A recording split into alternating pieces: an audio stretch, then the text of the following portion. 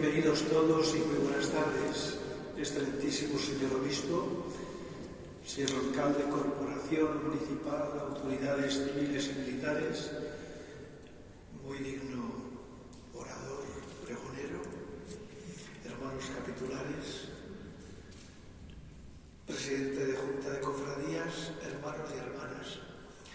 Yo doy gracias a Dios porque un año más queremos hacer realidad lo que el Papa Francisco dice, que nuestra Iglesia sea una casa de puertas abiertas. Todos los años las puertas de la catedral se abren. Ha llegado este año un año más, la Semana Santa.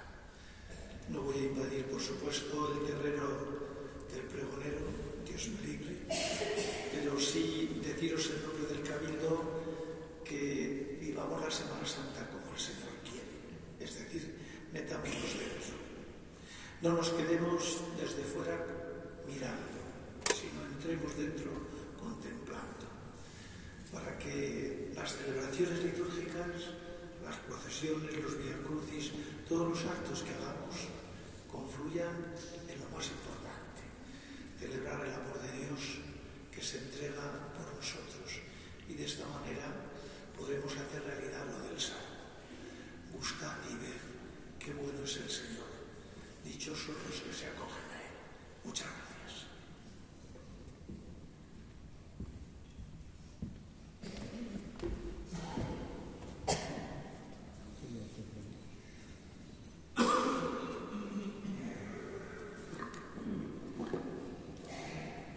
Excelentísimo y reverendísimo señor obispo de la diócesis de Segovia, ilustrísimo señor deán del Cabildo catedralicio, ilustrísimo señor alcalde de la ciudad de Segovia, excelentísimas, ilustrísimas autoridades eclesiásticas, civiles, militares, presidentes, hermanos mayores de las cofradías, hermandades y feligresías de Segovia, cofrades y segovianos.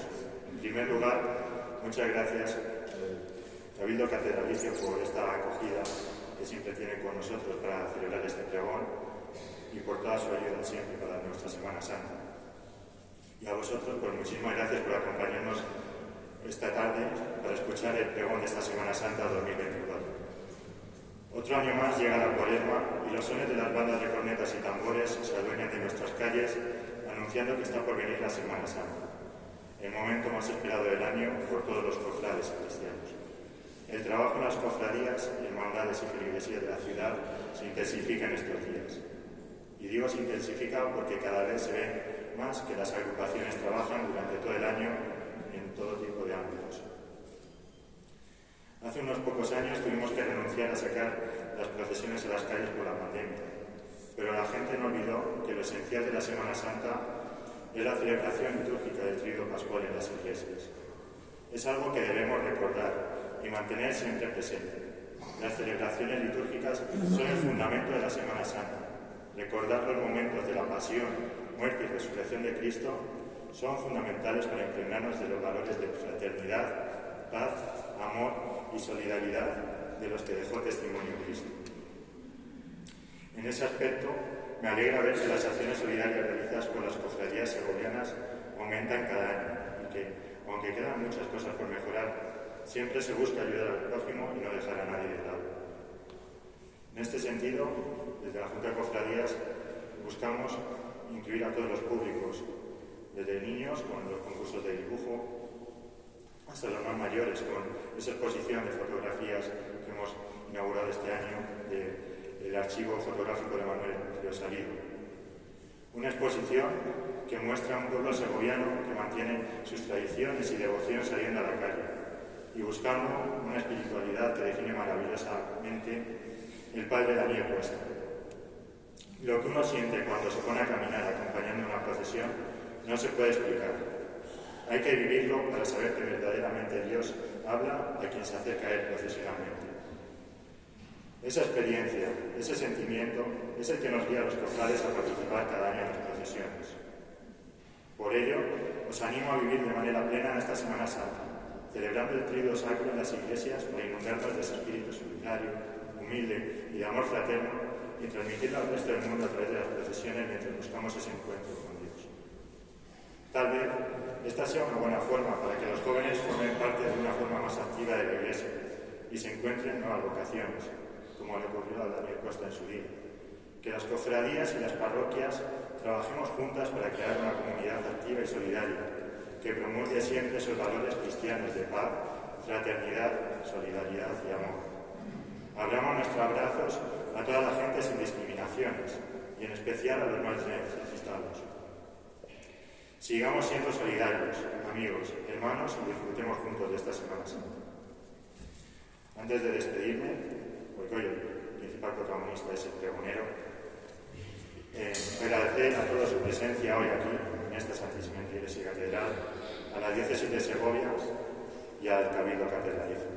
Invitarles a participar y disfrutar de todos los actos que las cofradías organizan durante todos estos días de Semana Santa y que participen en los actos litúrgicos y procesiones, acercándose a Dios de esa forma y descubrirán una experiencia única. Ahora me gustaría que nuestro pregonero de hoy, el padre Juan Cruz, se acerque para hacer la entrega de las cubiertas del pregón y después cedo la palabra a mi hermana Cristina Luis Marco para que haga la presentación. Buenas tardes y muchas gracias.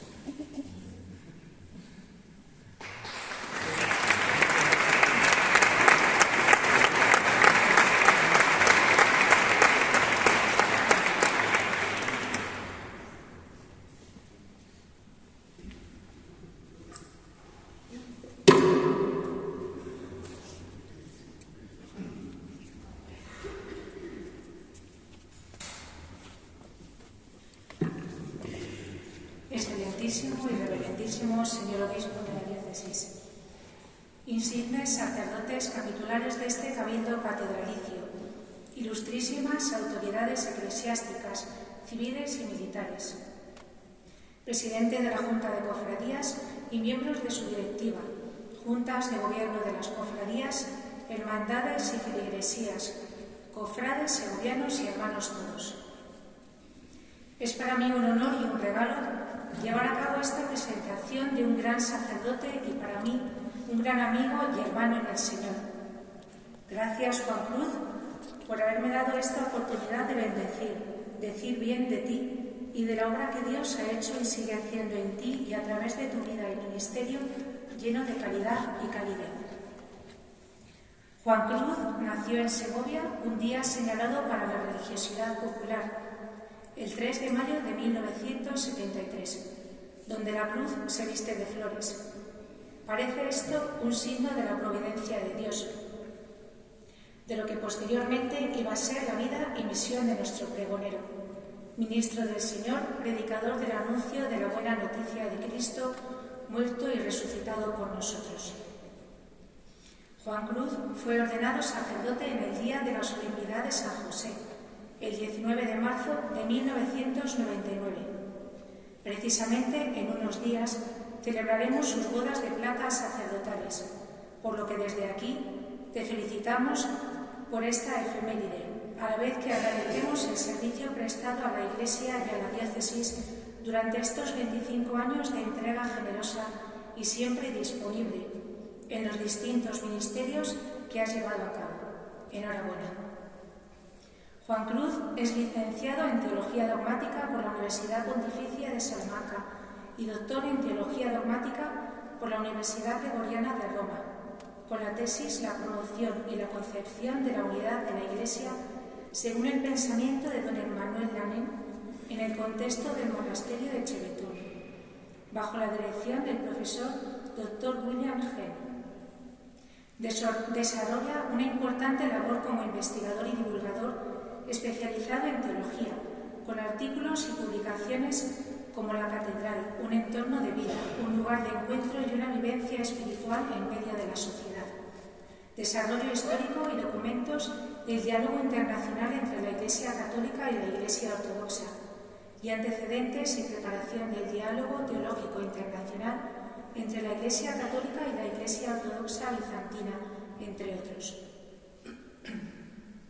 A lo largo de estos 25 años de ministerio sacerdotal, ha asumido varios cargos pastorales, siendo actualmente vicario episcopal de evangelización, educación en la fe y medios de comunicación desde el año 2015, rector del Seminario de Segovia y miembro del Consejo Diocesano de Asuntos Económicos, ambos desde 2016. También ha formado parte del Colegio de Consultores de la Diócesis desde el 2015 hasta 2020 y asumió con gran responsabilidad el nombramiento de director de la Escuela Diocesana de Teología y delegado del Instituto de Ciencias Religiosas a Distancia de la Facultad de San Dámaso de Madrid, del año 2013 al 2016, en su extensión en nuestra diócesis de Segovia. Hoy en día sigue enriqueciendo a sus alumnos en esta escuela con su saber y su gran capacidad para comunicar, tarea que lleva ejerciendo desde el curso 2007-2008. Como mencionaba anteriormente, es un gran comunicador y en la actualidad es director de la publicación mensual diocesana Iglesia en Segovia y fue director del programa diocesano Iglesia Noticia de COPE Segovia durante varios años.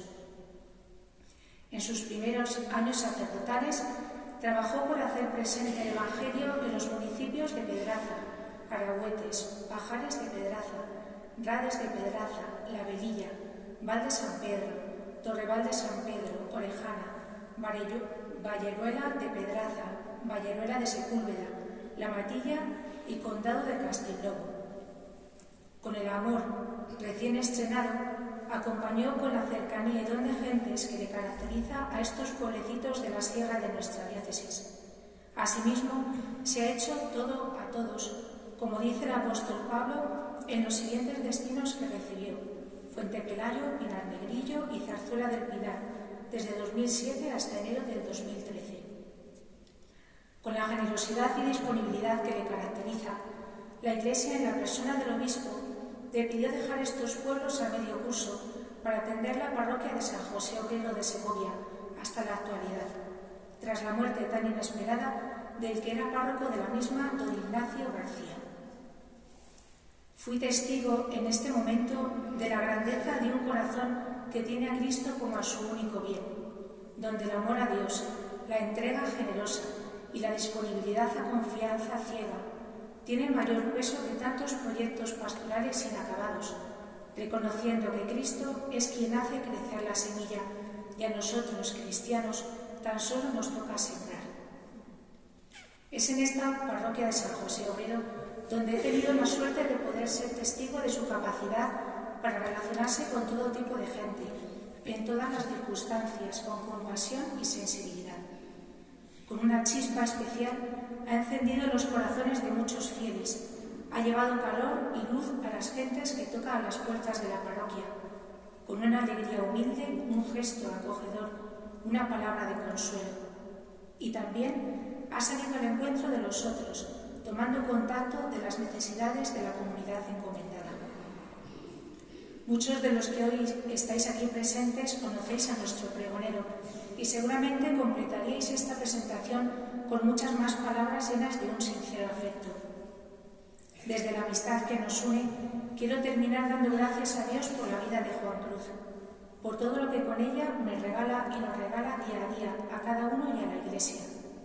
Agradecer su ministerio sacerdotal, que es expresión de un corazón enamorado de Cristo y de su Iglesia. Escuchemos con los oídos del corazón las palabras de nuestro Juancho, sacerdote y amigo, pues seguramente a través de ellas Dios pronunciará una palabra para cada uno de nosotros.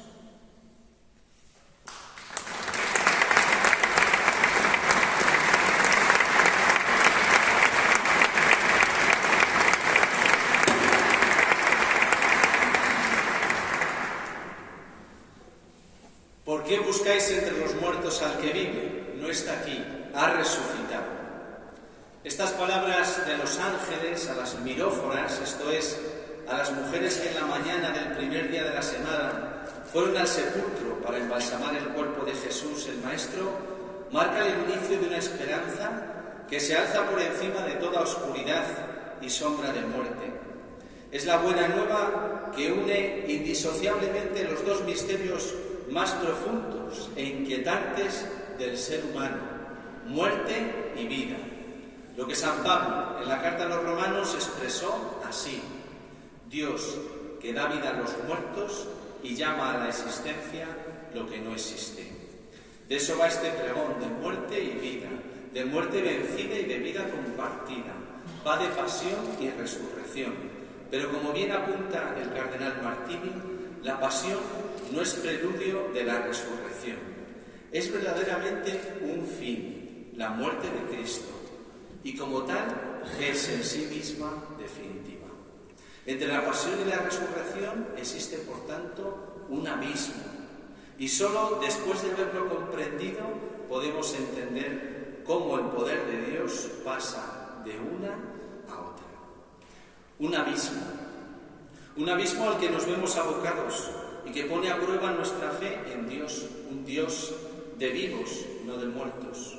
Un abismo al que nos asomamos amarrados al amor de Dios, porque tanto amó Dios al mundo que entregó a su unigénito para que todo el que cree en Él no perezca, sino que tenga vida eterna.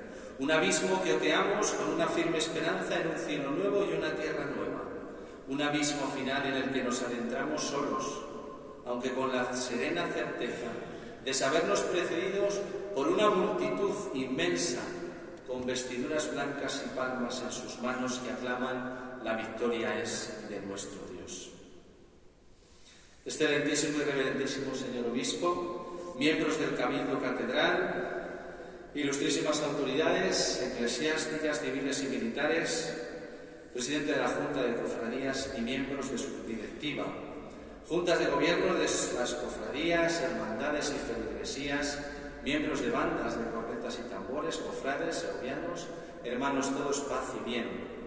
Quiero expresar mi agradecimiento a la Junta de Cofradías en la persona de Víctor por haber pensado en mí para ser el pregonero de esta Semana Santa de Segovia. Desde hace un tiempo he hecho el propósito de responder afirmativamente allá donde se me requiera, pues como ministro del Señor soy consciente de que la predicación, el anuncio de la buena noticia de Cristo muerto y resucitado por nosotros, forma parte fundamental de mi misión, hoy más que nunca. En esta sociedad y en este tiempo en que, en aras de un errado progresismo y ficticia libertad, busca silenciar el nombre de Dios, sobre todo cuando Dios tiene el nombre y el rostro de Jesús de Nazaret. Gracias por haberme propuesto dar este pregón en este año en el que celebro, como ya ha adelantado Cristina, mis bodas de plata sacerdotales. Desconozco si este argumento se conocía y ha tenido algo que ver. Yo lo acojo sinceramente como un gozoso regalo en tal efeméride. Gracias, hermana Cristina, amiga y compañera de fatigas, en la reconfortante tarea de sembrar el Evangelio en esta porción del pueblo de Dios. Gracias por esa presentación tan afectuosa como precisa, además hecha contra reloj. Gracias a todos los amigos y feligreses de San José, obrero. Sé que hoy estáis muchos aquí, habéis querido acompañarme con vuestro cariño y presencia esta tarde. Me siento de este modo un poco más en casa, aunque la catedral no soy canónigo, siempre en mi casa, como la de todos los diocesanos. El pregón, como ya he dicho, trata de la muerte y la vida, pero quiere ser un canto a la esperanza. El Papa Francisco, en su mensaje para esta Cuaresma, nos recordaba que lo que hoy día hay que denunciar es un déficit de esperanza. Déficit de esperanza que percibimos en la Iglesia y en nuestro mundo. Un pregón que se inspira en este tiempo también de preparación para la celebración de otro gran año jubilar en el próximo año 2025 y que tiene como lema Peregrinos de la Esperanza. Un pregón que se inscribe en los procesos sinodales de toda la Iglesia universal, que tratan de hacer que germinen sueños, suscitar profecías y visiones, hacer florecer esperanzas. un pregón que se sitúa en unos procesos de conversión pastoral de la Iglesia en Castilla y de nuestra diócesis, que buscan dar razón de la esperanza en este momento de la historia, donde nuestros municipios se despueblan, nuestra sociedad se seculariza, donde la escasez de vocaciones hace insostenible una estructura y una forma pastoral anclada en una época de cristiandad. Mi pregón, por tanto, se va a centrar en avivar la esperanza desde un acercamiento al misterio que durante estos días celebra la Iglesia y que constituye el centro de toda la vida cristiana. Un pregón que nos habla de pasión, muerte y resurrección, la de Jesús, el Nazareno, pero también la nuestra, la propia de cada uno, vivida en primera persona o en la carne de aquellos cercanos a los que amamos o en aquellos olvidados, lejanos, sin rostro ni nombre, aquellos a quienes se les ha privado violentamente de toda esperanza.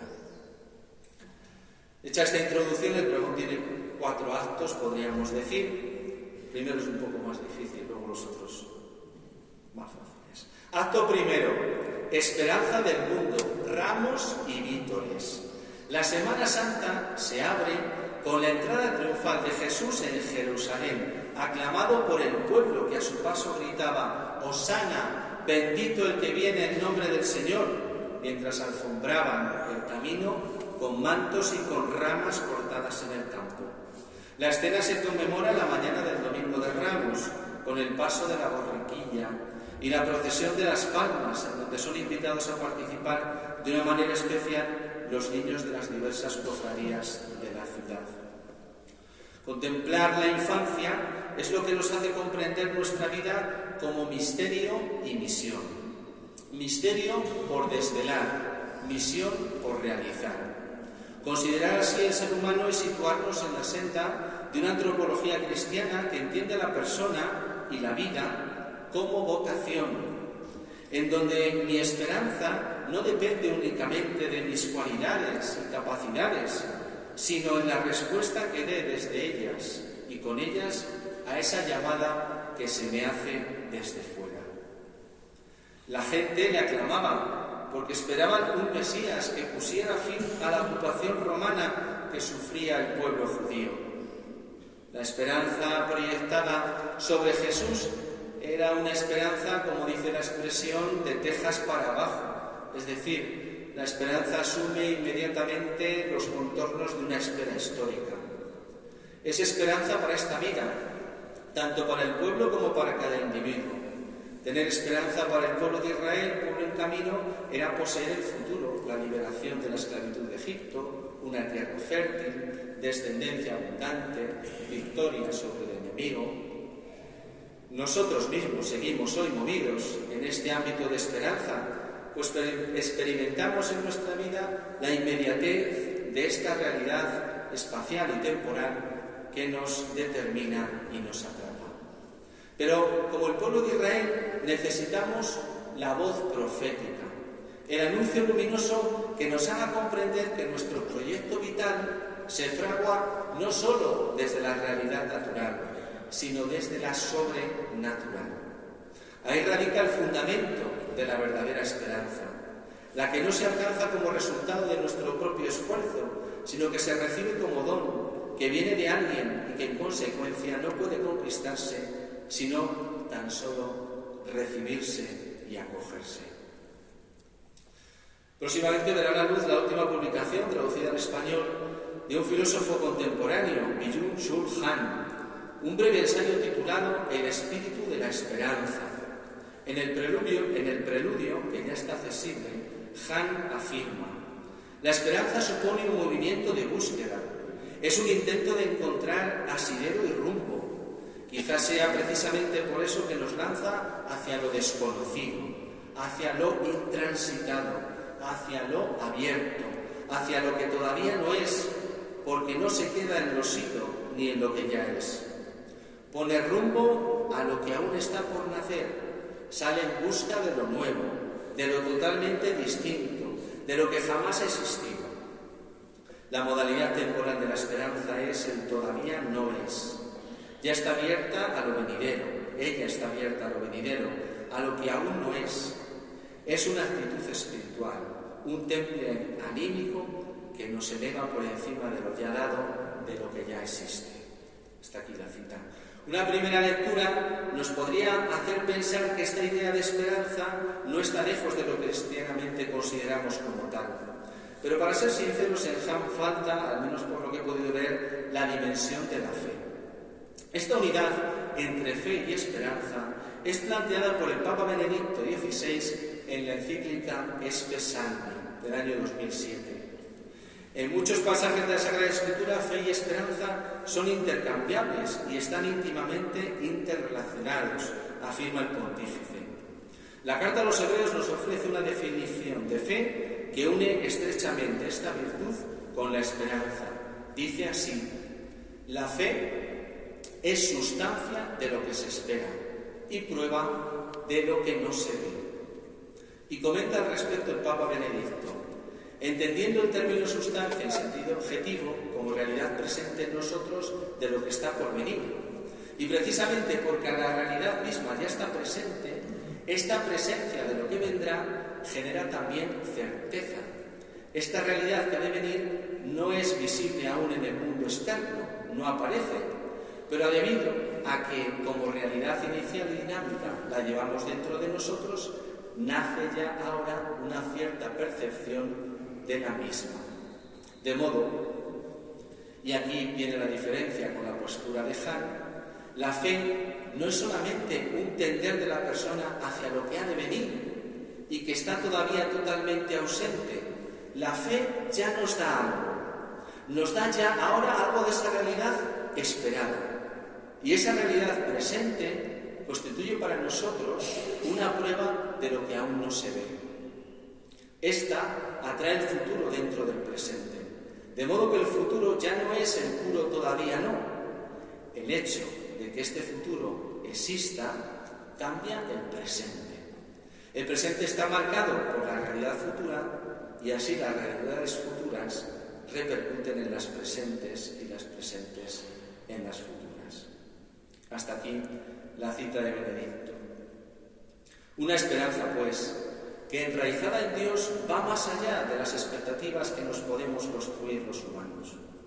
Una esperanza que nace del supremo don de Dios, que quiere hacernos partícipes de su vida plena y eterna. Y precisamente por eso envía a su Hijo al mundo, para que encarnado y resucitado alumbre nuestra esperanza.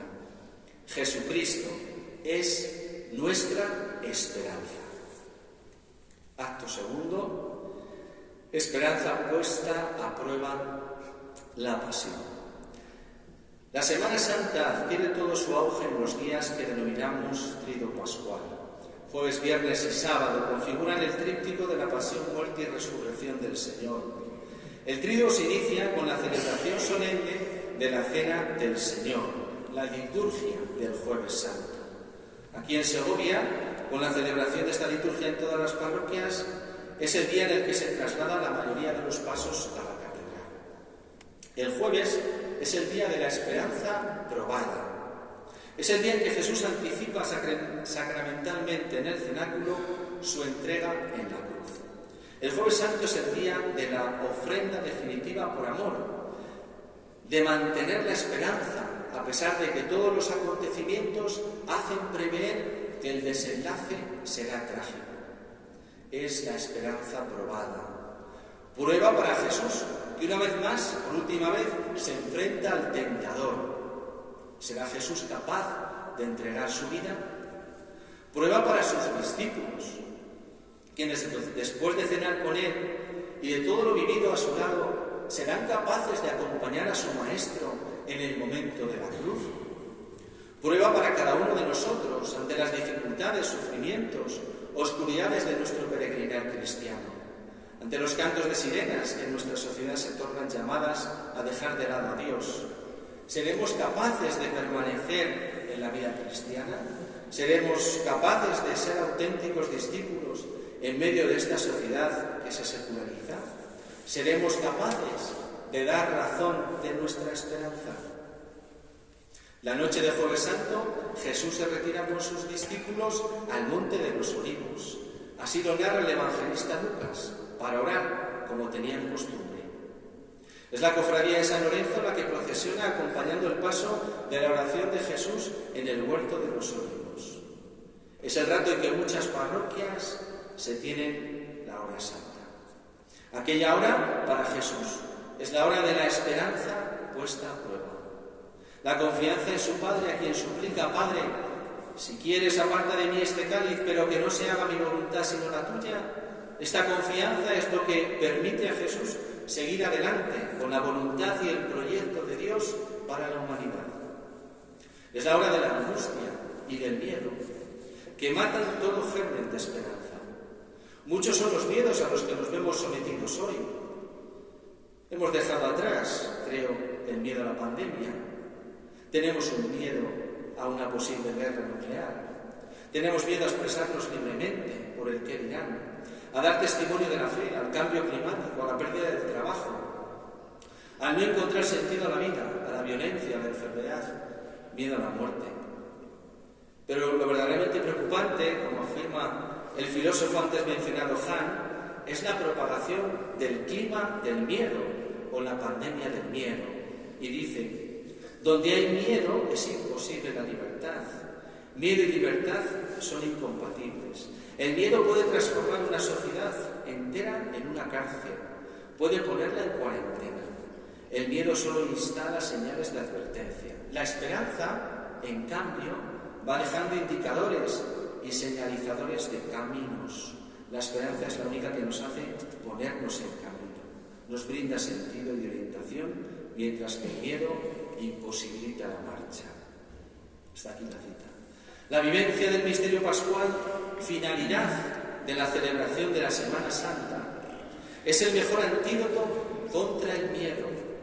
Es la oportunidad de renovar nuestra esperanza puesta a prueba, contemplando el misterio de Jesucristo muerto y resucitado.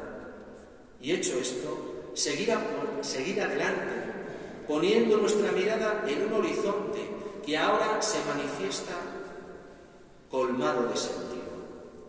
Pero, ¿qué sería del caminante si solo pudiera comer un día al año?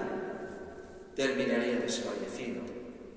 Por eso, el mismo Cristo, la noche en que iba a ser entregado a su pasión, según narra el evangelista Marcos, mientras comía, tomó pan y pronunció la bendición. Lo partió y se lo dio diciendo: tomad, esto es mi cuerpo. Después tomó el cáliz, pronunció la acción de gracias, se lo dio y todos bebieron. Y les dijo: esta es mi sangre de la alianza, que es derramada por muchos. Y ese misterio pascual se hace cotidiano, se actualiza como el pan nuestro de cada día en la Eucaristía, que es fuente y culmen de la vida cristiana. Desde este punto de vista, recuperar la belleza de celebrar el domingo como Día del Señor, como Pascua semanal, es el mejor antídoto contra la pandemia del miedo, contra una esperanza que se ve puesta a prueba por los avatares del día a día. Acto tercero. Esperanza perdida, la crucifixión. Después de la oración en el Monte de los Olivos, los hechos se precipitan con gran dramaticidad. Jesús es traicionado y entregado a las autoridades. Es conducido de un lado para otro, hasta llegar ante Pilato, quien le manda azotar. En Segovia procesiona la talla de la flagelación del Señor a cargo de la Cofradía de la Resurrección. Pocas imágenes cinematográficas me han causado tanta impresión como la que pudimos ver en la película La Pasión de Mel Gibson, concretamente la escena en la que la Virgen María y María Magdalena recogen la sangre de Jesús derramada en el suelo del pretorio tras ser flagelado. Esa es la sangre de la nueva alianza, que será derramada por nosotros y por muchos para el perdón de los pecados, como decimos en la oración de consagración de la plegaria eucarística.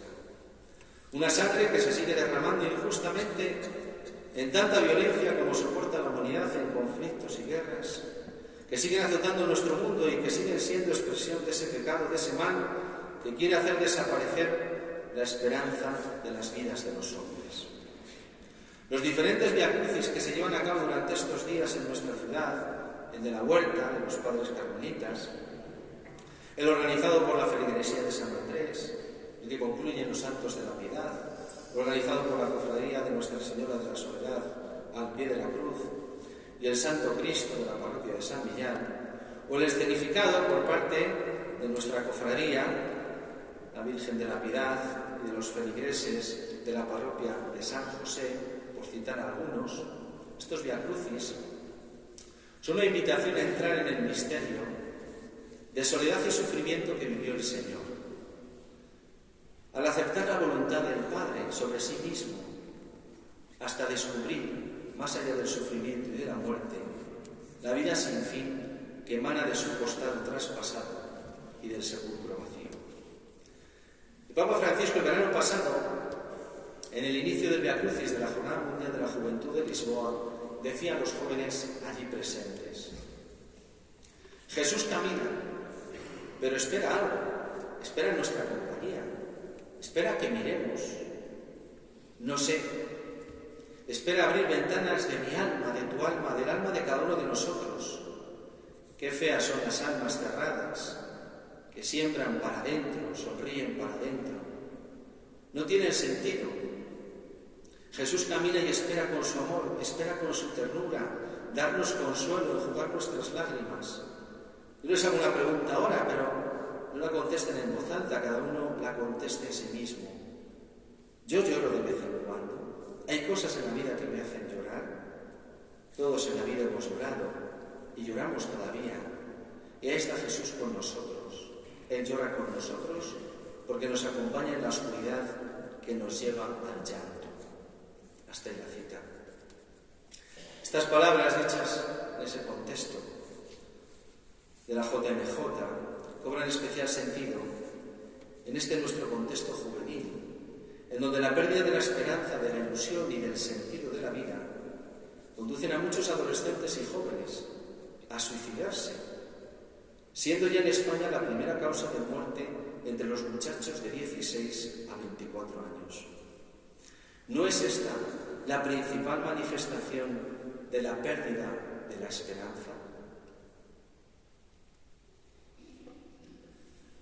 Ya había dicho Jesús a sus discípulos: el que quiera venir conmigo, cargue con su cruz y me siga. Como lo hizo Él, y lo contemplamos en la imagen de nuestro Señor Jesús con la cruz a cuestas, que acompaña a la cofradía formada por exalumnos maristas. Qué difícil, Señor, se nos hace cargar con la cruz. Quizás porque no llegamos a descubrir todo el amor que se encierra en ella y que es manantial de vida y esperanza.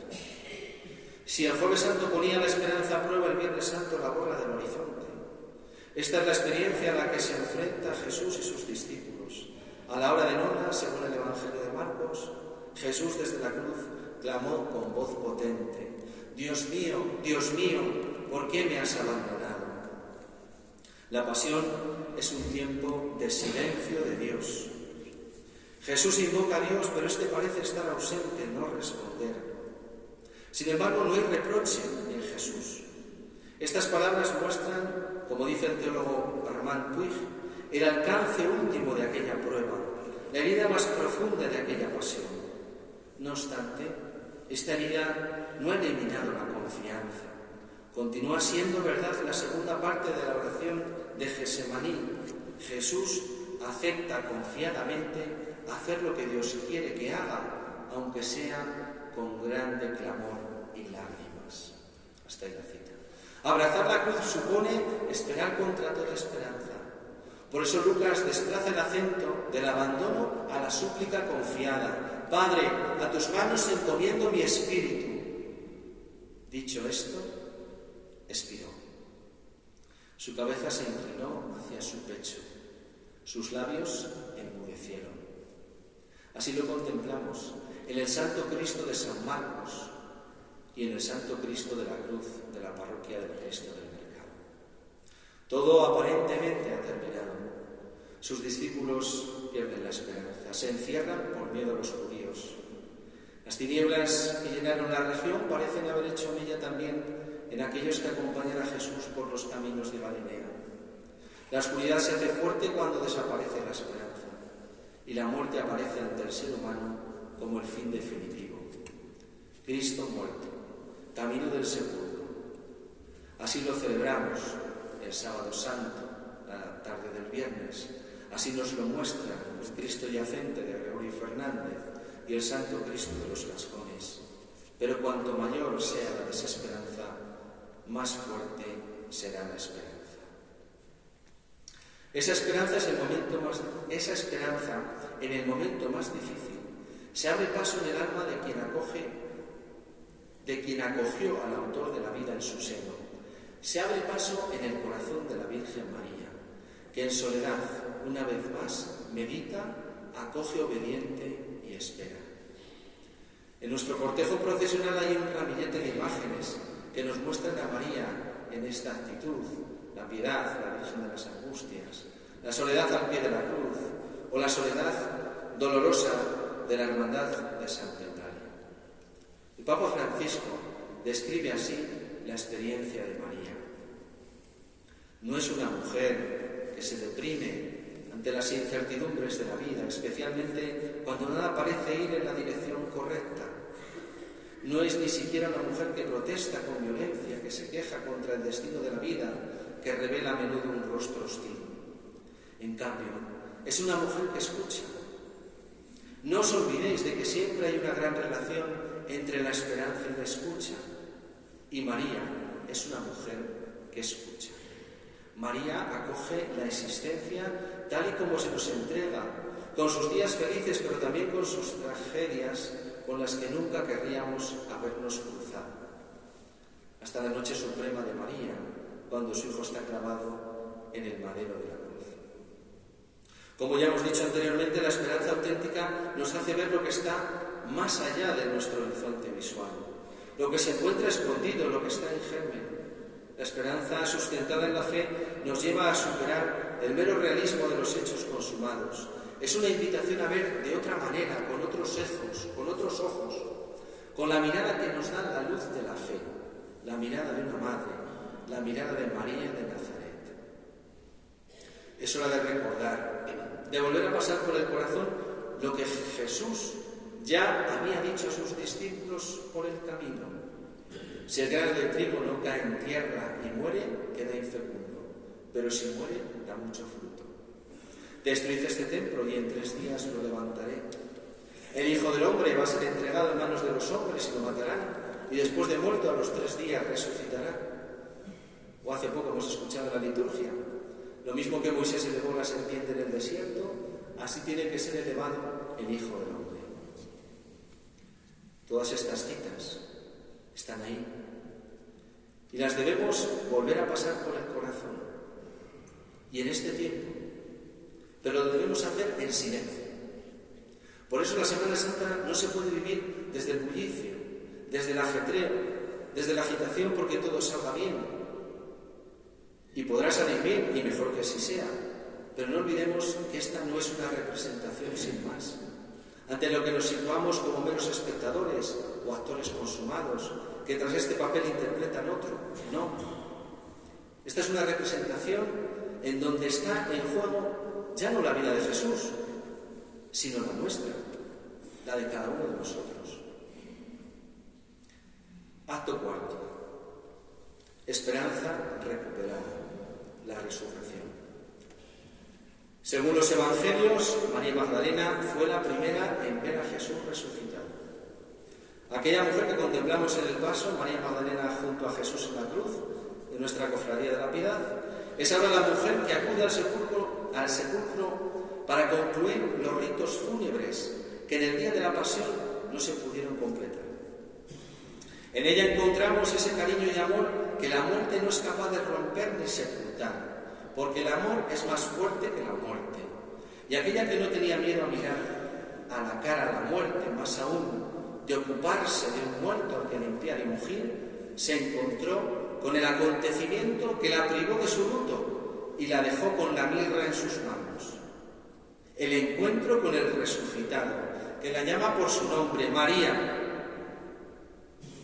A este respecto comenta el Papa Francisco: qué bonito es pensar que la primera aparición del resucitado sucedió de una forma tan personal, que hay alguien que nos conoce, que ve nuestro sufrimiento y desilusión, que se conmueve por nosotros y nos llama por nuestro nombre.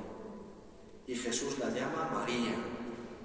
La revolución de su vida, la revolución destinada a transformar la existencia de cada hombre y mujer, comienza con un nombre que resuena en el jardín del sepulcro vacío. Hasta ahí la cita. El relato de los discípulos de Maús es también un canto a la esperanza. Una esperanza recuperada desde el encuentro con el resucitado una vez más. Volvían decepcionados y tristes. Y Jesús llevó a cabo con ellos una terapia de esperanza. Salió a su encuentro, les explicó las Escrituras, partió para ellos el pan. Y eso sigue haciendo hoy Jesucristo con cada uno de nosotros por medio de su Iglesia. Las apariciones del resucitado a sus discípulos narradas en los Evangelios dieron paso en la primera comunidad cristiana a la formulación de confesiones de fe, que recogen lo esencial del misterio que se predica y proclama, y que hoy volvemos a predicar y a proclamar. Lo que queda claro es que la resurrección de Jesús de Nazaret es el fundamento de la esperanza. El resucitado es el crucificado. Sus llagas nos cuentan una historia, la historia de un amor que le llevó a entregar su vida por nosotros, la historia de un Dios que comparte con el hombre su imagen y semejanza para abrir ante nosotros horizontes de sentido, de plenitud y de amor, capaces de sanar heridas, disipar temores, aplacar iras, reconciliar hermanos. En definitiva, compartir con nosotros la nueva vida, una nueva dimensión de la existencia humana. Así lo expresa el Papa Benedicto XVI en su obra Última Jesús de Nazaret. En la resurrección del Hijo del Hombre ha ocurrido algo completamente diferente. La resurrección de Jesús ha consistido en un romper las cadenas para ir hacia un tipo de vida totalmente nuevo, a una vida que ya no está sujeta a la ley del devenir y de la muerte, sino que está más allá de eso. Una vida que ha inaugurado una nueva dimensión de ser hombre, una posibilidad que interesa a todos y que abre un futuro, un tipo nuevo de futuro para la humanidad. Hasta aquí la cita. Una imagen para terminar. La esperanza es como la vela de un barco. Recoge el viento del Espíritu del resucitado, el viento del Espíritu Santo, y lo transforma en fuerza motriz que empuja la barca. Cristo resucitado se aparece a sus discípulos y sopla sobre ellos. El Espíritu de Jesús, el Espíritu Santo, es el que sustenta la esperanza en los hombres. No es pues de extrañar que el apóstol Pablo terminara su carta a los romanos afirmando: que el Dios de la esperanza os colme de alegría y de paz, viviendo vuestra fe, para que desbordéis de esperanza por la fuerza del Espíritu Santo. También yo finalizo este pregón deseando que todos podamos vivir una esperanzada Semana Santa, que nos haga discípulos misioneros y sembradores de esperanza. Muchas gracias.